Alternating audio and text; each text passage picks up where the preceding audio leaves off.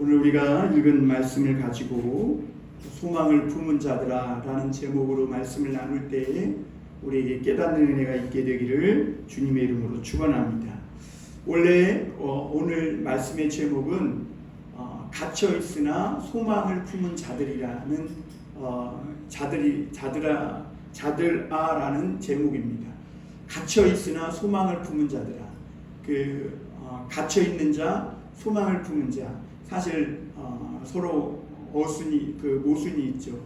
그러나 우리가 하나님의 말씀을 가지고 또 기도하고 있다면, 그래서 우리가 그 하나님의 말씀의 언약의 말씀을 붙들고만 있다면 우리가 갇혀 있지만 그러나 소망을 가진 자들이라는 말씀인 것입니다. 세상에서 제일 위대한 일은 하나님을 몰랐던 그 이방인과 같은 사람들이 예수님을 믿고 그리고 또 고난과 연단을 받아서 그 삶이 변화되는 것입니다. 이것보다 이 세상에 더 위대하고 놀라운 일이 없는 겁니다.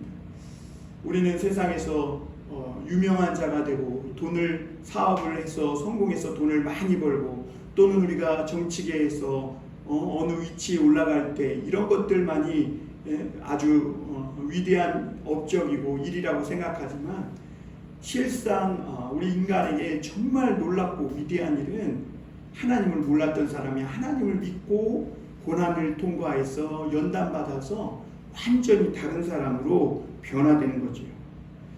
하나님은 우리가 하나님을 믿기 때문에 고난당하는 것은 아주 좋은 것이고 그리고 그것은 소망이 있는 고난이라고 이렇게 말씀합니다. 그래서 이 스가랴서 9장부터 하나님은 이제 이 고난의 때가 지나고 이제 새로운 시대를 맞이한 이 유다 백성을 향해 아주 강한 어조로 하나님께서 너희에 대해서 구원해 주실 것을 말씀합니다. 그리고 하나님은 이 구원하실 것을 말씀하신 거기에서 끝나는 게 아니라 억압에서 해방을 뿐만 아니라 그 유다 백성이 하나님의 손에 붙잡혀서 이제는 세상의 어둠과 악을 몰아내는 아주 강력한 하나님의 무기가 되어서 이 어둠과 이 사단과 이 어둠의 권세들을 쳐서 무찌르게 될 것이다 이렇게 말씀합니다. 사실은 이것은 이제 장차 하나님께서 그 독생자 예수 그리스도를 통해 주신 이 복음을 가지고 주를 믿는 자들이 나아가서 세상에서 싸워 승리하는 것을 비유적으로 일컫는 말입니다. 여러분, 그래서 우리 믿는 자들은 예수 그리스도를 믿고 구원받은 이후에 하나님이 그냥 놔두시지 않고 고난을 통과하게 하시고 그리고 하나님의 손에 완전히 붙들려서 하나님의 이 무기, 강력한 무기로 사용되어지기를 하나님은 오늘 원하시는 것이죠. 우리가 지난 스가랴서 9장에 보면 똑같은 죄를 짓고도 유다 백성은 망해가지고 바벨론 포로로 잡혀가는데 그 주변에 망하지도 않고 오히려 그 틈을 타서 더 성공하고 잘 먹고 잘 사는 그런 나라들이 있었음을 보았습니다. 그런 것들을 보면서 유다는 억울하죠. 그런데 하나님은 그걸 억울해할 것이 아니라는 거예요. 왜 그러냐면 사실은 하나님께서 놀라운 구원의 드라마를 계획하고 계신데 거기에 이 유다 백성을 주인공으로 캐스팅한 거예요. 그리고 주인공 역할을 잘 감당할 수 있도록 연단하시고 이 고난을 통해서 이 아름다운 하나님의 드라마를 완성시킬 그런 도구로 사용하시는 것이죠. 그 유다 백성은 70년 포로 생활한 후에 비로소 하나님의 시극한 사랑받는 그 자녀의 모습, 그래서 우리가 지난 주의 말씀에 보면 시온의 딸이라고 그러잖아요. 그 시온의 딸의 모습을 되찾았음을 볼 수가 있습니다. 여러분, 오늘 갇혀 있으나 소망을 품은 자들, 아직 우리 눈앞에 어떤 나타나 보여지는 것은 없지만 여전히 갇혀 있고 사면에 둘러싸여 있고 우겨쌈을 당해 있고 또 아무것도 되어진 것이 없지만, 그러나 오늘 하나님의 약속의 말씀을 붙들고 있다면 그 사람들은 소망을 가지고 있는 사람들이라고 말씀하고 있는 것이죠. 오늘 우리가 말씀을 통해 첫 번째 생각해 볼 것은 고난의 구덩이에 빠진 사람들입니다. 사람들은 어디에 갇혀서 속박을 받고 살아가면 절대로 그걸 견디지 못합니다. 그 자포자기하거나 죽거나 또는 살아도 모든 일에 의욕을 잃고 의미 없는 삶을 살아가게 되어 있습니다. 오늘 11절에 보면 다시 한번 볼까요? 또 너로 말할진대 내 언약의 피로 말미암아 내가 내 갇힌 자들을 물없는 구덩이에서 놓았나니, 이렇게 말씀합니다. 여기서 하나님은 유다 백성을 물없는 구덩이에 갇혔던 사람들이라고 말합니다. 그런데 하나님께서 그 물없는 구덩이에 갇혀있던 유다 백성을 풀어 자유케 하고 놓아주었다는 겁니다. 옛날 광야에는 우기 때 막 비가 쏟아져서 웅덩이가 생겼다가 이 건기가 되면 빼짝 말라가지고 깊은 구덩이가 곳곳에 생겼다고 합니다. 그런데 사람들이나 짐승이 거기를 모르고 광야길을 모르고 이렇게 가다가 구덩이에 빠지면 거기에서 헤어나올 수가 없었다 그래요. 왜냐하면 그리고 이 광야에서 구덩이 한번 빠지면 정말 죽을 수밖에 없는 그런 운명이었다는 거죠. 왜냐하면 광야에는 사람이 자주 다니지도 않을 뿐더러 또 사람이 지나간다고 해도 구덩이에 빠진 사람을 구원해 준다는 보장도 없습니다. 그리고 소리 질러도 누구 하나 거기에서 돌아보는 자가 없는 곳이 바로 광야이기 때문에 광야의 구덩이에 빠지면 정말 죽을 수밖에 없는 소망 없는 그런 가운데 처해지는 것이죠. 그래서 이 물없는 구덩이라고 하면 사면초가라는 사자성어를 우리가 떠올릴 수 있을 겁니다. 어려움이 계속돼요. 사방이 막혔어요. 빠져나갈 출구가 보이지 않는 겁니다. 그런데 이 유다 백성이 그러했다는 거예요. 그들이 망하고 바벨론 포로로 붙잡혀 갔는데 그들은 거기서 헤어나올 수가 없었어요. 물없는 구덩이에 빠진 그런 처지와 같이 아무런 소망 없는 그런 자들이었습니다. 유다 백성은 바벨론 포로로 끌려가 노예가 됐습니다. 거기서 소리를 질러도 누구 하나 돌아봐 줄 사람도 없었습니다. 그런데 그런 이스라엘 백성들과 같이 옛날에 이미 요셉이라는 이 청년이 배다른 그런 형제들에게 미움과 시기를 받아가지고 구덩이에 던져졌던 적이 있었어요. 거기서 헤어나올 수가 없었죠. 그러나 여러분, 우리가 이런 물없는 구덩이에 우리 살면서 때때로 빠지잖아요. 우리의 힘으로는 거기서 스스로 헤어나올 수 있는 어떤 가능성이나 출구가 없어요. 그런데 하나님은 우리 그리스도인들이 그런 물없는 구덩이에 빠진 것과 같은 사면초가 사방이 우겨싸움을 당하는 그런 고난과 같은 상황에 처했을지라도 믿음 없는 사람에게는 그런 고난이 정말 소망 없는 고난이에요. 그게 죽을 수밖에 없는 거예요. 그러나 믿음의 사람들이 이 물없는 구덩이에 빠진 것은 절대로 소망 없는 것은 아니라 오히려 믿음의 자녀들에게는 그 가운데에서 정말 위로 뚫려있는 하나님만 붙들기만 하면 그 가운데에 고난이 있을지라도 그것은 소망이 넘치는 연단에 불과하다고 말씀해주고 있는 거죠. 오늘 여기서 내 언약의 피라고 말씀하고 있는데 이 말씀은 하나님과 유다 백성의 관계를 말한 겁니다.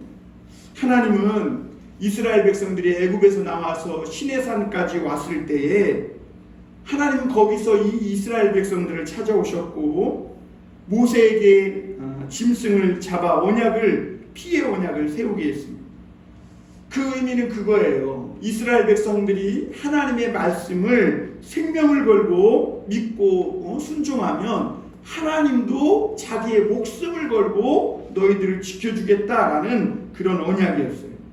그런데 우리가 알다시피 인간은요, 아무리 자기 그 하나님의 말씀을 완전히 지키고 싶어도 하나님의 말씀을 완전히 지킨다는 것은 인간에게 불가능해요. 우리가 믿음 생활하면서도 정말 우리가 하나님을 사랑하는 것보다 세상을 더 사랑한다는 것을 우리는 종종 느껴요. 그리고 하나님을 믿음 생활하는 우리지만 우리가 늘 하나님을 사랑하고 있지 않다는 것을 우리도 느끼는 것이죠. 우리는 인간은 본래 하나님보다 세상과 이런 욕망을 더 좋아하도록 이렇게 타락했음을 보게 됩니다. 그 인간이 스스로 죄를 지음으로 말미암아 물 없는 구덩이에 빠진 것과 같은 그런 상황에 처한 것이죠. 그런데 하나님께서 그 구덩이에서 빠져나와 자유케 되는 그 길을 허락하셨는데 그것이 뭐냐면 언약의 피로 약속을 맺었는데 그 약속을 붙드는 것이라고 말씀합니다. 그러니까 이제 이 예수 그리스도가 장차 오셔서 그 하나님께서 피를 흘려주시는 그 언약의 피를 붙들면 내 자신이 아니라 내 노력이나 내 가능성이 아니라 하나님이 나를 대신에 피 흘려주시는 그 언약을 믿으면 하나님께서는 이 물 없는 구덩이에서 벗어나고 자유롭게 할 수 있도록 주님께서 놓이게 해 주신다고 말씀하고 있는 거죠. 그런데 여러분 우리가 질문해 볼 것은 영이신 하나님께 무슨 흘릴 피가 있느냐 하는 것이죠. 하나님은 영이시고 우리는 인간인데 영이신 하나님께 무슨 흘릴 피가 있느냐는 것이죠. 그런데 여러분 하나님은 우리를 얼마나 사랑하셨는지 영이신 하나님께서 우리를 위해 피 흘려주신다는 그 약속, 너희들이 생명을 지켜서 생명을 걸고 하나님의 말씀을 지키면 나도 생명을 걸고 너희를 지켜주시겠다는 그 언약대로 주님은 인간의 몸을 입고 이 땅에 오셨고 그리고 우리를 위해 그 피를 흘려 주신 것이죠. 그래서 우리는 하나님의 그 사랑의 언약을 힘입어서 이 죄와 욕망에 이 물 없는 구덩이에 빠졌던 우리들은 자유케 될 수 있었던 겁니다. 그래서 오늘 12절에 보면 하나님은 이렇게 말합니다. 우리 12절 다시 한번 같이 읽어볼까요? 시작.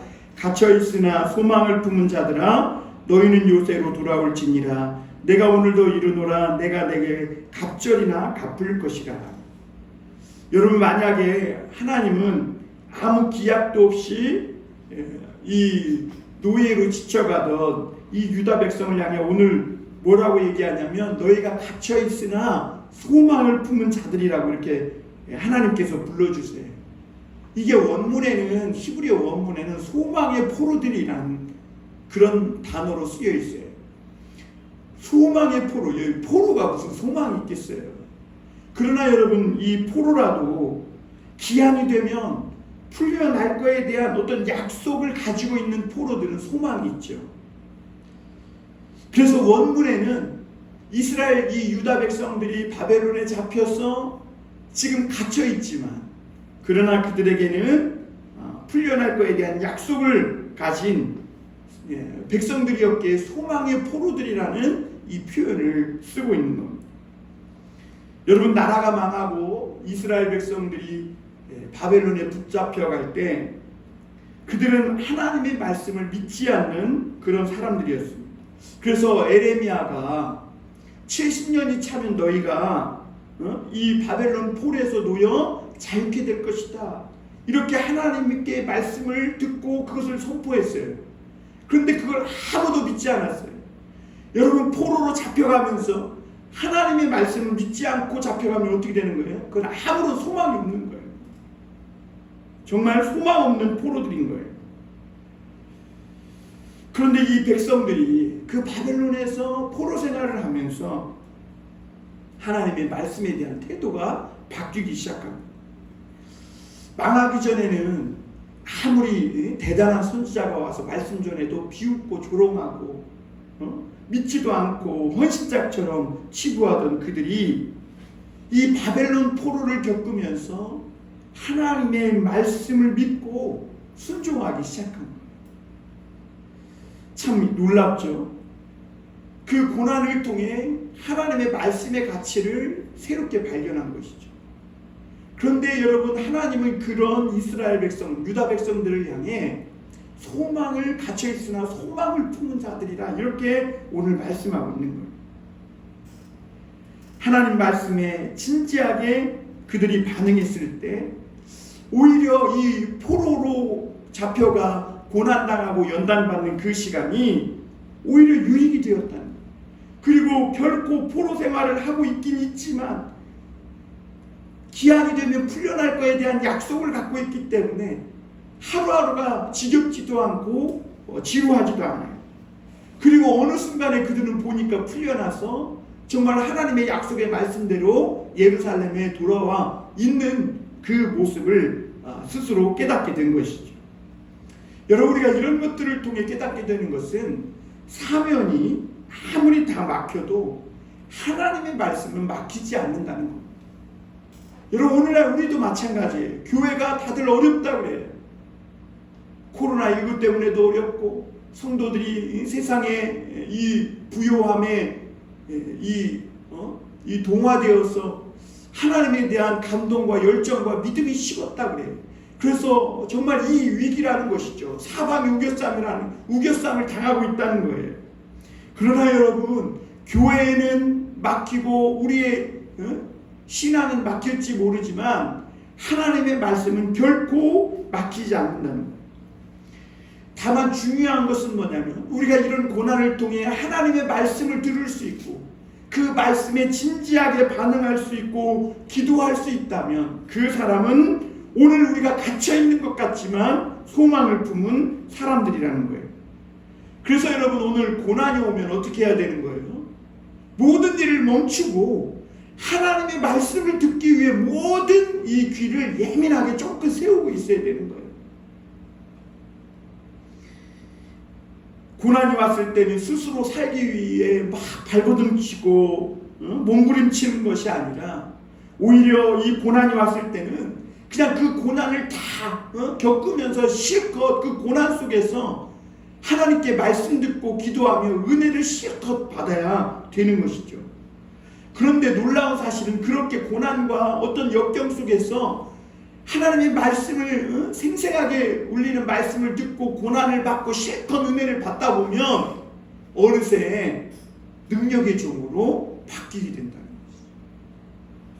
예전에 그런 어떤 불순물이 섞여 있는 정말 그런 모습에서 그 어느 순간 고난을 통해 모든 불순물과 불신앙들은 빠져나가고 정금과 같이, 그리고 어느 순간부터는 하나님의 능력이 나타나는 그런 능력의 사람들로 변화되는 것이죠.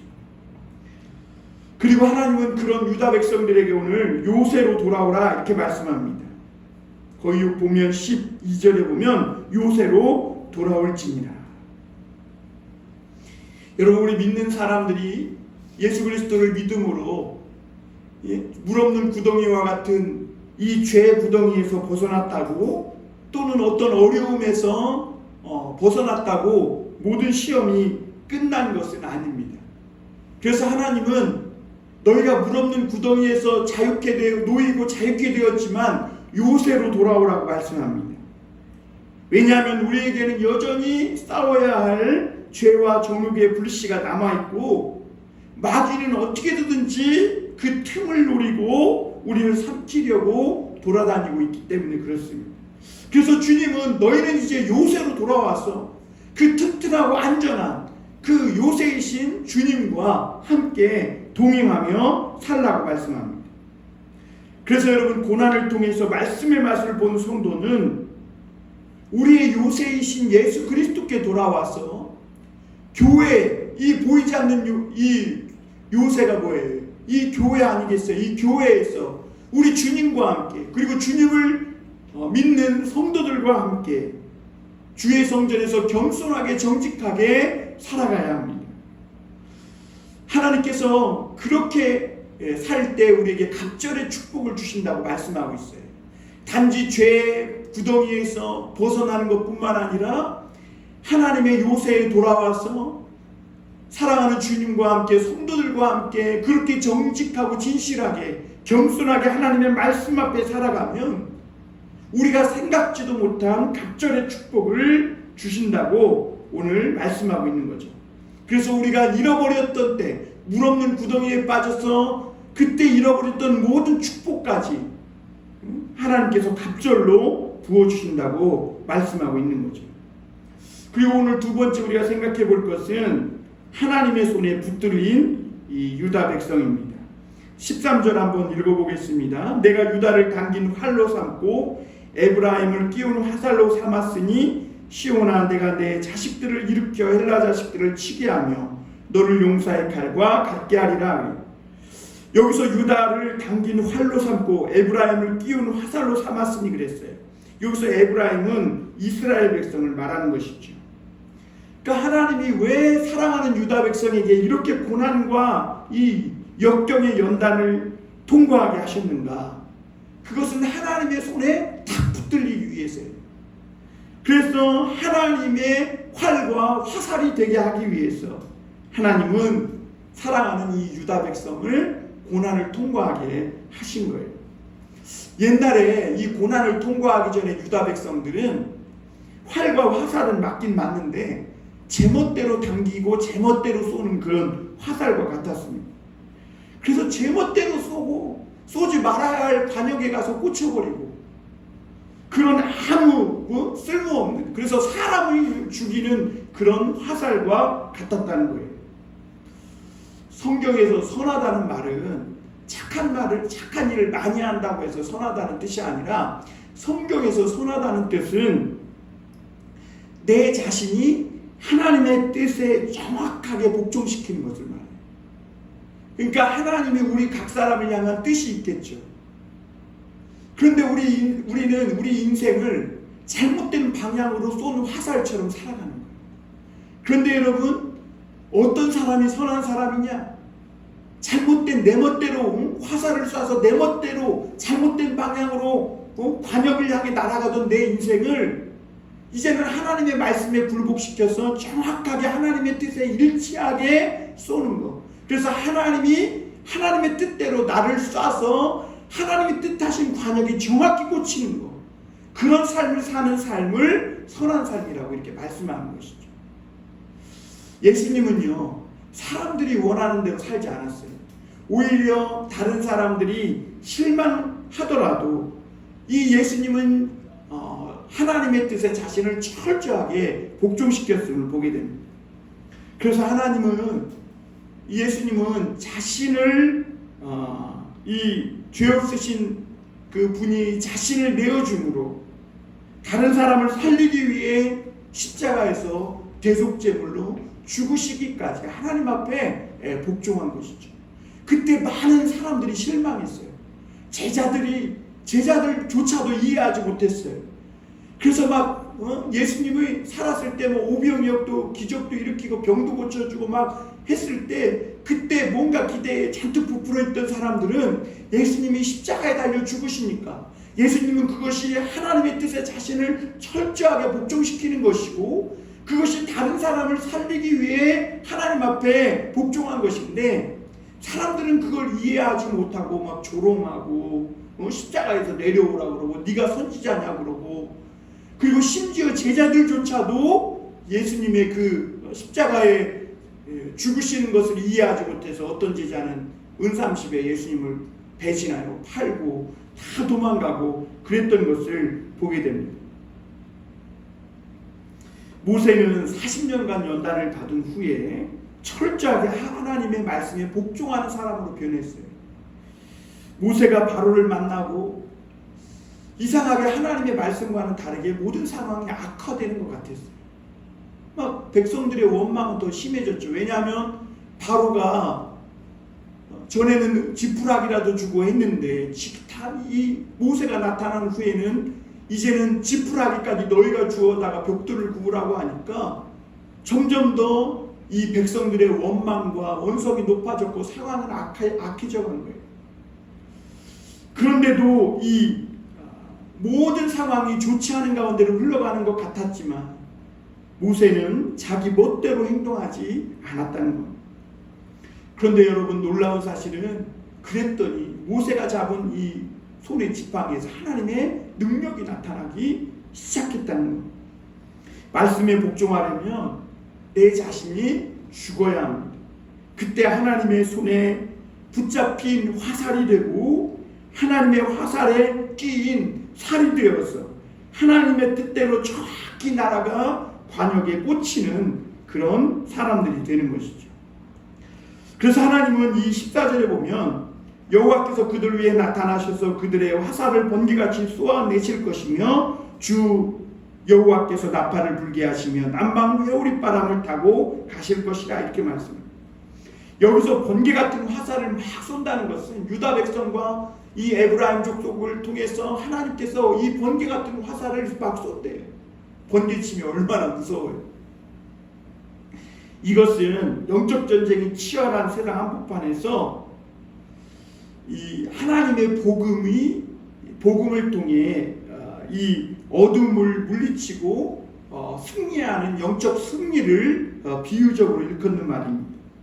여러분, 복음은 치열한 영적 전쟁 속의 나팔 소리와 같은 겁니다. 그래서 이 소리를 듣고, 복음의 소리를 듣고 믿으면 살고, 그렇지 않으면 망하는 거예요. 그리고 하나님 오늘 회오리 바람을 타고, 남방 회오리 바람을 타고 앞으로 나아가실 것이다 그랬어요. 여기서 남방 회오리 바람은 따뜻한 바람이거든요. 근데 이 오순절날 하나님의 성령이 임할 때 회오리 바람처럼 임했다 그랬어요. 그러니까 하나님은 장차 이 복음을 통해 어둠과 이 사단의 권세를 번개같이 화살을 쏴서 무너뜨릴 것이고, 그리고 하나님의 백성들을 통해 이 복음 나팔을 부를 때 수많은 사람들이 그 소리를 듣고 살아날 것을 말씀하고 있는 건데요. 그때 그 가운데로 하나님이 회오리 바람을 타고 지나가신대요. 그러니까 성령의 바람을 타고 하나님께서 앞서 나가실 것에 대해 예언하고 있는 것이죠. 여러분, 하나님의 손에 붙들릴 때 이렇게 번개 같은 이 화살처럼 이 하나님의 뜻대로 관역에 정확히 꽂혀서 이 모든 어둠과 이 악한 사단마귀의 권세를 무너뜨리고 온 세상에 영적 부흥이 오게 하는 하나님의 이 손에 붙들린 도구로 하나님께서 사용하신다고 말씀하고 있는 거예요. 그러니까 놀라운 것은 하나님은요, 우리를 물없는 구덩이와 같은 죄의 구덩이에서 건져주시는 것뿐만 아니라, 거기에서 그치는 게 아니라 하나님의 손에 이 붙잡힌 바 되게 하도록 고난을 통과하게 하신 후에 하나님의 손에 붙들린 활과 화살처럼 그렇게 사용하셔서 오늘도 하나님은 이 성령 충만한 고난을 통과한 소망을 품은 자들을 통해 하나님은 지금도 역사하시고 어둠을 물리치고 곳곳에 하나님 나라가 임하도록 하는 놀라운 능력을 행하고 계신 것이죠. 마지막으로 우리가 한 가지 더 볼 것은 하나님은 영적인 승리를 주신다는 겁니다. 여러분, 진정한 승리는 우리가 하나님의 손에 붙들리는 활처럼, 그리고 화살처럼 하나님의 능력의 종이 되는 것입니다. 원수들이 가장 끔찍하게 여기는 일이 뭐냐? 쓸모없는 인간으로 살아갈 그런 인생이 변화되어서 하나님의 손에 붙들린 활과 화살처럼 사는 거예요. 그것보다 원수들에게 끔찍한 일은 없는 겁니다. 오늘 15절에 보면 만군의 여호와께서 그들을 호위하시리니 그들이 원수를 삼키며 물맷돌을 밟을 것이며 그들이 피를 마시고 즐거이 부르기를 술 취한 것 같이 할 것인즉 피가 가득한 동이와도 같고 피 묻은 제단 모퉁이와도 같을 것이라. 여러분, 이게 하나님의 백성들이 피를 먹고 막 그런다 이런 얘기가 아니라, 하나님께서 영적 승리를 주실 때 우리는 잔치를 하게 된다는 것입니다. 하나님은 말씀에 순종하는 사람들을 호위하셔서 어디로 가든지 전쟁에서 승리하게 하세요. 그리고 잔치를 벌이게 하신다는 거예요. 초대교회에 큰 환란이 일어났을 때 헤롯은 야고보를 죽였고 유대인들은 스데반 집사를 돌로 쳐 죽였습니다. 우리가 이런 것을 보면 하나님을 믿어도 하나님이 지켜주지 못한 것 아니냐 이렇게 생각하기 쉬워요. 그런데 여러분, 오히려 이 일로 인해서 사울이라는 청년이 변화가 되었고요. 그리고 그 사울이라는 청년이 죽게 돌아와 바울이 되어서 아시아와 유럽과 온 세계에 주의 복음을 증거하는, 그래서 온 세계에 어둠이 물러가고 하나님의 나라가 임해서 온 세계 가운데 복음으로 말미암아 하나님의 풍성함으로 잔치를 벌이는 그런 놀라운 역사가 일어나게 된 것을 볼 수가 있습니다.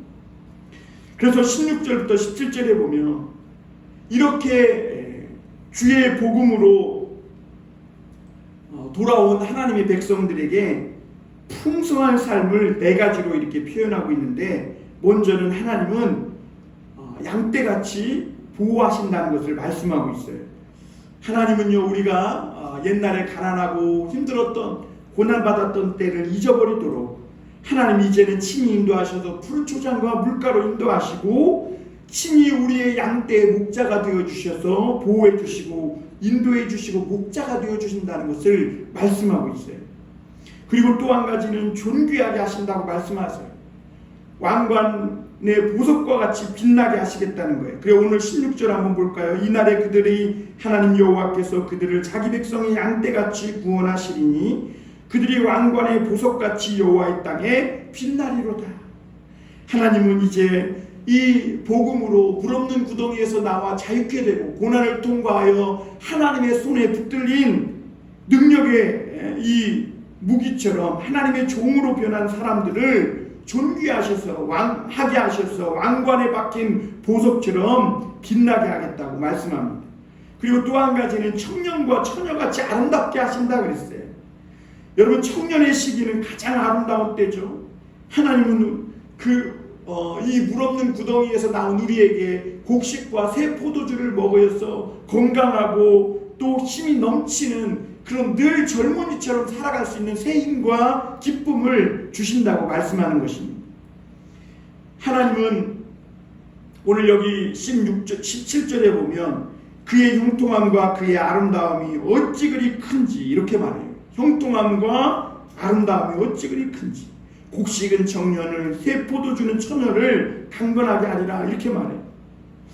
여러분, 그 형통함과 아름다움이 어찌 그리 큰지 말로 다 비교할 수 없을 만큼, 무엇과도 비교할 수 없고 말로 다 표현할 수 없을 만큼 풍성함이 있다는 것이죠. 여러분, 이렇게 성령은 교회에 늘 새 기운과 새롭고 풍성한 기쁨과 은혜의 곡식과 양식을 주신다는 것을 말씀하고 있는 것입니다. 그래서 여러분, 우리가 성령 충만한 삶은요, 절대로 진부하지도 않고 지루하지도 않은 늘 새롭고 아침마다 새로운 하나님의 성실하심을 풍성하심을 맛보며 살아가게 된다는 겁니다. 사랑하는 성도 여러분, 오늘 하나님의 말씀을 붙들고 물없는 구덩이에 나와 고난과 연단을 통과한 후에 하나님이 주시는 이 성령의 역사를 받은 이 사람들은 가장 복받은 사람들이라는 것을 말씀하고 있습니다. 이러한 사람들은 청년의 힘과 처녀의 아름다움이 있다고 말씀합니다. 세월이 흘러도 늙지 않는, 그리고 그 마음이 지루하지도 진부하지도 않는, 그리고 늘 똑같은 삶인 것 같지만 늘 이 마음이 새롭고 기쁨과 감사가 넘치는 삶이 있어서 청년처럼 힘이 있고 처녀처럼 늘 아름다운 삶을 살아갈 수 있는 그런 하나님이 축복을 더해 주신다는 겁니다. 여러분, 말씀의 맛을 보고 고난을 통과한 사람들은 오늘 갇혔으나 소망을 품은 자들이라고 말씀합니다. 그러므로 여러분, 오늘 우리도 연단을 통해 변하여 새 사람이 되고 하나님이 주시는 이 곡식과 이 새 포도주를 먹고 마심으로 청년의 힘과 이 처녀의 아름다움을 받아서 늘 꿈과 비전이 넘치는 늘 새로운 삶을 살아가는, 그래서 지루하지도 않고 정말 하루하루가 또 순간순간이 기쁘고 감사한 그런 정말 누구보다도 힘이 넘치고 아름다움이 있는, 그래서 오늘 말씀대로 그의 형통함과 그의 아름다움이 어찌 그리 큰지라고 말씀하신 것처럼 이 형통함과 아름다움을 다 누리며 살아가는 우리 모든 교우들이 될 수 있기를 주님의 이름으로 축원합니다. 기도하겠습니다.